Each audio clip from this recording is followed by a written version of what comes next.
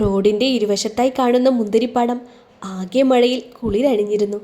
ആ എസ്റ്റേറ്റിൻ്റെ ഒത്ത നടുക്കായി കാണുന്ന പടുകൂറ്റൻ ബംഗ്ലാവ് ആ പെരുമഴയിലും തലയുയർത്തി നിന്നു. ബംഗ്ലാവിൻ്റെ കാർപോച്ചിലായി അപ്പോഴായിരുന്നു റോൾസ് റോയ്സ് കാർ ചീറിപ്പാഞ്ഞു വന്നു നിന്നത്. അതിൽ നിന്നും ബ്ലാക്ക് ജീൻസും അതേ കളർ ഷർട്ടും അണിഞ്ഞ് ഒരാൾ പുറത്തേക്കിറങ്ങി. അവനെ കണ്ടതും ചുറ്റിനും ആജ്ഞാനുസരണം 20 പേരോളം വരുന്ന ബോഡി ഗാർഡ്സ് അവനു ചുറ്റും ഒത്തുകൂടി. താൻ ധരിച്ചിരുന്ന കൂളിംഗ് ഗ്ലാസ് ഊരി തൻ്റെ പിയെയായ മനുവിൻ്റെ കയ്യിലേക്ക് നൽകിയ ശേഷം ഷർട്ടിൻ്റെ കൈമുട്ടോളം മടക്കി വെച്ച് അവൻ ഒരു ബോഡി ഗാർഡിന് അടുത്തേക്ക് തിരിഞ്ഞു. "Where is she?" "അകത്തുണ്ട് സാർ." "അവൾ എന്തെങ്കിലും പറഞ്ഞോ?" "നോ." ഇല്ലെന്ന് പറഞ്ഞ ശേഷം തല താഴ്ത്തി അയാൾ നിന്നു. പക്ഷേ അപ്പോഴേക്കും അവനിലുള്ള ചെകുത്താൻ ഉണർന്നിരുന്നു. ഒറ്റ കുതിപ്പിനാണ് അവൻ അകത്തേക്ക് ചെന്ന് കയറിയത്. ഒരു ചെകുത്താൻ കോട്ട തന്നെയായിരുന്നു അത്. ഇരുളിലായി മറഞ്ഞു കിടക്കുന്ന പടുകൂറ്റൻ കോട്ട. ഒരു വലിയ മുറിയുടെ നടുക്കായി ഒരു കസേരയിൽ കെട്ടിയിട്ടിരിക്കുകയായിരുന്ന ഒരു പെൺകുട്ടിയെ പെട്ടെന്നാണ് ആ മുറിയിലുള്ള വാതിൽ തുറന്ന് ആ മുറിയിലാകെ പ്രകാശം പരന്നു. പെട്ടെന്ന് ഇരുട്ടിലേക്ക് പ്രകാശം പരന്നതുകൊണ്ട് കണ്ണു മഞ്ഞളിച്ചുവെങ്കിൽ പോലും അവൾ പ്രാണരക്ഷാർത്ഥം ഒരു സഹായത്തിനായി അവിടേക്ക് തന്നെ ഉറ്റുനോക്കി. പക്ഷേ തൻ്റെ മുന്നിലേക്ക് കടന്നു വരുന്ന ആളെ കണ്ടതും മുഖത്താകെ ഉണ്ടായിരുന്ന രക്തമയം അപ്പാടെ മാറിയിരുന്നു. "കാശി?" "യെസ് മായ." അവളുടെ മുന്നിലേക്ക് കസാരയിട്ട് കാശിയും അവൾക്ക് മുഖാമുഖമായിരുന്നു. പുറകിലായി എന്തിനും പോരുന്ന ബോഡി ഗാർഡ്സും. "കാശി പ്ലീസ്, എന്നെ ഒന്ന് അഴിച്ചുവിട്." "അഴിച്ചുവിടാന്നേ? ആരാ നിന്നെ ഇവിടെ കൊണ്ട് കെട്ടിയിട്ടത്? ഡാ, നീയാണോ അതോ നീയോ?" കാശി പിന്നിലേക്ക് നോക്കി ബോഡി ഗാർഡ്സിനോട് ചോദിച്ചു.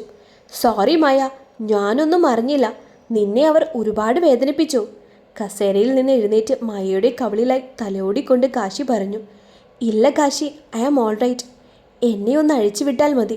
"ചേച്ചേ, നിങ്ങളിവളെ അടിച്ചില്ലേ?" "സാർ." "എടാ, നിന്നോട് ഞാൻ ഇങ്ങനെ ചെയ്യാനാണോ പറഞ്ഞത്?" "ഇങ്ങനെയല്ല, ഇത് മുഖത്തൊരു ചന്തം വന്നു പോലുമില്ലല്ലോ." മായയുടെ കവിളിൽ പിടിച്ചുകൊണ്ട് 2 വശത്തേക്ക് നോക്കി കാശി പറഞ്ഞു. "ഇങ്ങനെയല്ല ചെയ്യേണ്ടത്, ദാ ഇങ്ങനെ." തല പെരുക്കുമാറു ഒരു അടി കിട്ടിയിരുന്നു മായയുടെ കവിളുകളിൽ. അവളുടെ ചുണ്ടിൽ നിന്ന് ഒലിച്ചു വരുന്ന ചോര നോക്കി കാശി വന്യമായി പുഞ്ചിരിച്ചിരുന്നു. "എന്നെ ഒന്നും ചെയ്യല്ലേ, എന്നെ അഴിച്ചുവിട്.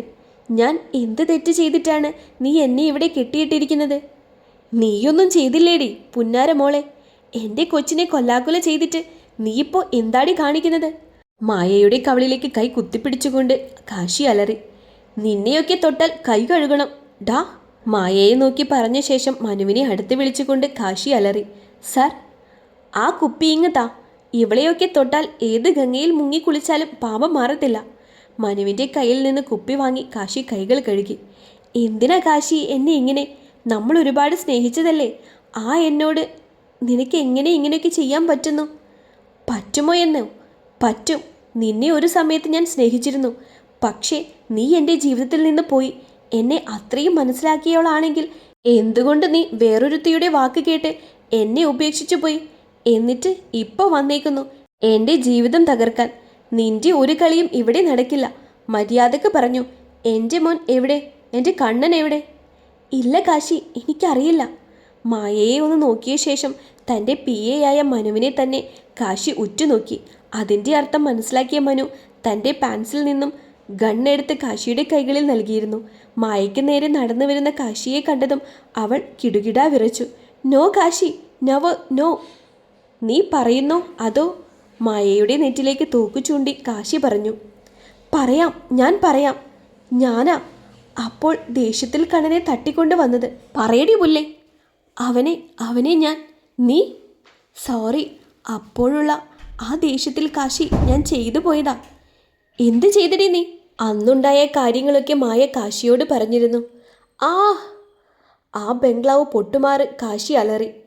"എന്നിട്ട് നിങ്ങൾ എന്ത് ചെയ്തടി എൻ്റെ മോനെ?" "റോസിയ, അവളാ കൊണ്ടുപോയത്. എനിക്കപ്പോൾ മരുന്ന് കഴിച്ചിട്ട് ഓർമ്മയുണ്ടായിരുന്നില്ല." "എന്നിട്ട് എന്തിനാടി ഇപ്പോൾ ഒരു പ്ലാന്? അതും പാർവതിയെ വെച്ച് കളിക്കുന്നത്?" എനിക്കൊന്നും അറിയില്ല." "റോസിയെ നീ ഇപ്പോൾ കാണാറില്ലേ?" "ഇല്ല, അന്നത്തെ പ്രശ്നം കഴിഞ്ഞ് 2 തവണ ഞാൻ കണ്ടിരുന്നു. പിന്നെ കണ്ടിട്ടില്ല."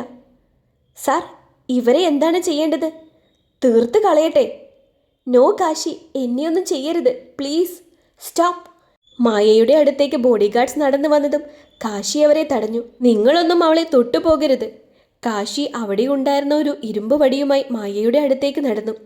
നോ, ഇത്രയെങ്കിലും ഞാൻ നിന്നെ ചെയ്തില്ലെങ്കിൽ ഞാനൊരു അച്ഛനാവില്ല. 4 പാടും ചോര ചീറ്റിത്തെറിച്ചു.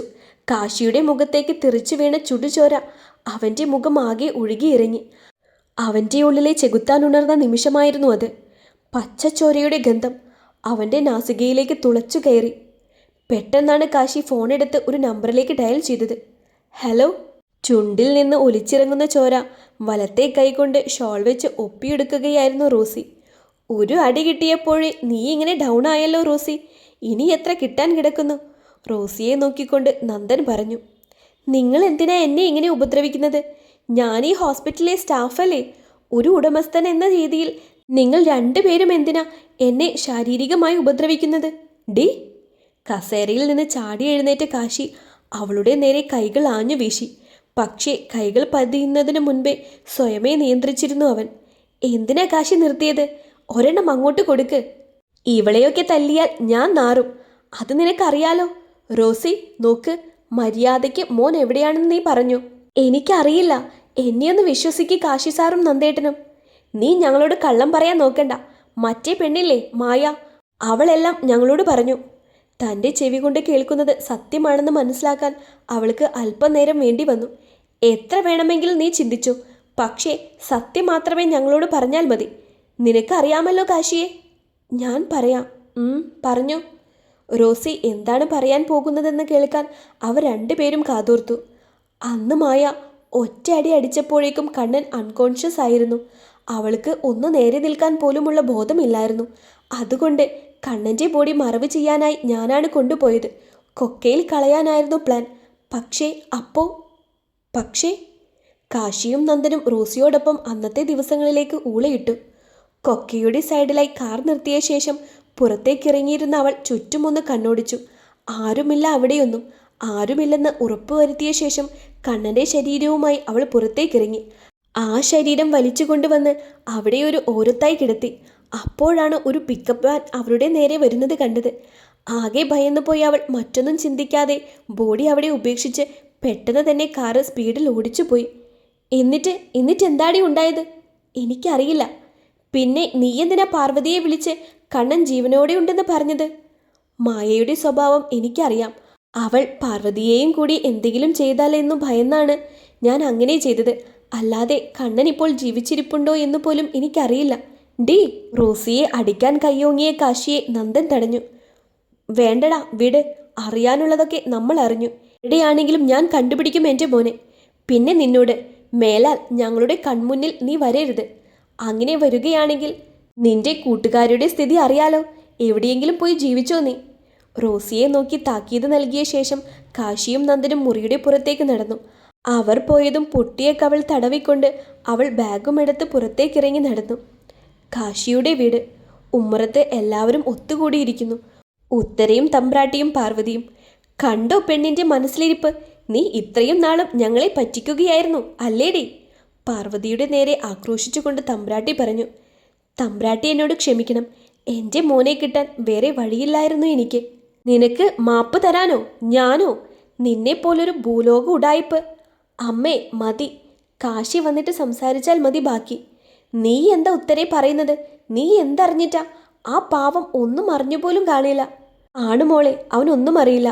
പാർവതിയുടെ നെറുകിൽ തലോടിക്കൊണ്ട് ഉത്തര ചോദിച്ചു. അറിയാം, എല്ലാം ഞാൻ ഏട്ടനോട് പറഞ്ഞു. ഇനിയൊന്നും മറച്ചു വയ്ക്കാൻ എനിക്ക് പറ്റില്ലായിരുന്നു. അതുകൊണ്ട് ഇന്ന് നിങ്ങളോട് പറഞ്ഞത്. എന്തായാലും കൊള്ളാം. പെട്ടെന്നാണ് കാറിലായി കാശിയും നന്ദനും വന്നിറങ്ങിയത്. വന്നല്ലോ അവൻ. നീ എന്തെങ്കിലും അറിഞ്ഞോടാ? ഇത്രയും കാലം നിന്റെ പെണ്ണും പിള്ള നിന്നെ പറ്റിക്കുകയായിരുന്നു. കാശിയെ കണ്ടതും വേഗത്തിൽ തമ്പ്രാട്ടി അവനോട് പറഞ്ഞു.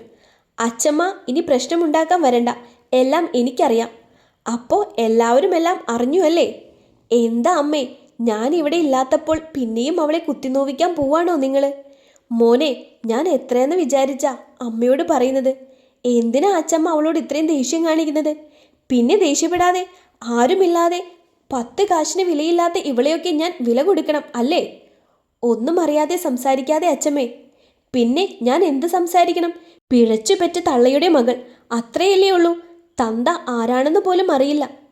അമ്മേ, നിനക്കറിയാമായിരിക്കുമല്ലോ ഉത്തരെ തന്ത ആരാണെന്ന്. നിങ്ങളൊക്കെ ഒരു കൂട്ടല്ലായിരുന്നോ? അച്ചമ്മ മര്യാദക്ക് സംസാരിക്കണം. എന്തു പറയാനാടാ ഇനി? ഇവൾ ഇത്രയും കാലം ഉണ്ടായിരുന്ന സ്ഥലത്ത് എങ്ങനെ ജീവിച്ചു എന്ന് പറയാം. തള്ളയെ പോലെ തന്നെ വ്യഭിചരിക്കുകയായിരിക്കും. നിർത്ത്. നന്ദൻ്റെ ശബ്ദം കേട്ടാണ് തമ്പുരാട്ടി പെട്ടെന്ന് നിശബ്ദയായത്. നന്ദൻ വന്ന സന്തോഷം പാർവതിയിൽ ഉണ്ടായിരുന്നുവെങ്കിലും അത് പുറത്ത് കാട്ടാൻ പറ്റാത്ത അവസ്ഥയിലായിരുന്നു അവൾ അപ്പോൾ.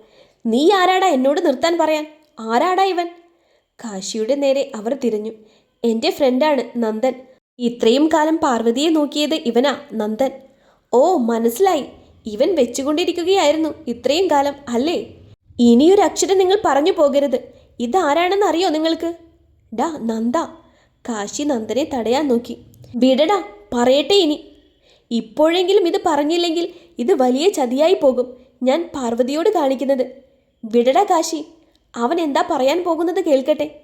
പറയാം. നിങ്ങൾ ഇത്രയും കാലം പിച്ചക്കാരി, തന്തയില്ലാത്തവളെന്ന് പറഞ്ഞ് അധിക്ഷേപിച്ച ഇവളുണ്ടല്ലോ, ആരാണെന്നറിയോ? ഈ ലോകത്ത് ആരുമില്ലാത്തവളല്ല ഇവൾ. കോടികളുടെ ഉടമസ്ഥയാണ്. സ്വന്തമായി ഒരു ഏട്ടനും അമ്മയും ഉള്ളവൾ. കേട്ട വാക്കുകൾ വിശ്വസിക്കാൻ പറ്റാതെ നിൽക്കുകയായിരുന്നു പാർവതി അപ്പോൾ.